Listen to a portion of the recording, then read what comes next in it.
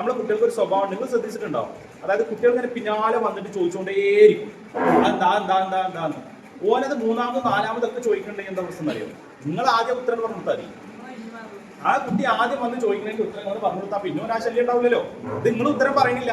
നിങ്ങൾക്ക് അറിയാത്തൊരു കാര്യമാണ് ആ കുട്ടി ചോദിച്ചതെങ്കിൽ കുട്ടിയെ അല്ലെങ്കിൽ മോനെ ചക്കരെ മോനെ കുട്ടിയെ എന്താ വിളിക്കലെച്ചാൽ വിളിച്ചിട്ട് പറയാം എനിക്കിത് അറിയില്ല, ഞാനിത് എന്ത് ചെയ്യാം ഒന്ന് നോക്കിയിട്ട് ചോദിച്ചിട്ട് ഞാൻ കുറച്ച് കഴിഞ്ഞിട്ട് പറഞ്ഞു തരാം എന്നൊരു വാക്ക് പറഞ്ഞാൽ ആ കുട്ടി പോയി.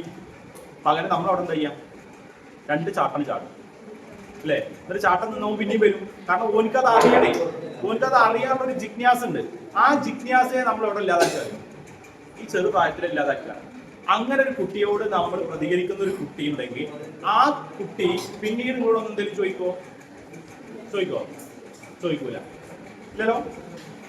പിന്നെ ഒരു 10 കൊല്ലം കഴിഞ്ഞ് 20 കൊല്ലം കഴിഞ്ഞ് 30 കൊല്ലം കഴിഞ്ഞ് നമ്മൾ പ്രായക്കായി കൂട്ടിക്കോളി, നമ്മൾ കടന്നു കൂട്ടിക്കോളി. ഈ കുട്ടി എന്തെങ്കിലും കൂടെ ചോദിക്കാൻ വരൂല. എന്താ കാരണം?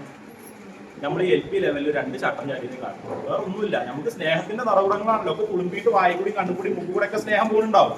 പക്ഷെ അത് ആർക്കും കിട്ടിയിട്ടില്ല, കുട്ടിക്ക് അത് ഫീൽ ചെയ്തിട്ടുണ്ടാവില്ല. അപ്പൊ ഇത് പറഞ്ഞു വന്നെന്ന് വെച്ച് കഴിഞ്ഞാല് ഞാൻ വീണ്ടും പറയുന്നു, എന്താണ് ചന്ദ്രൻ?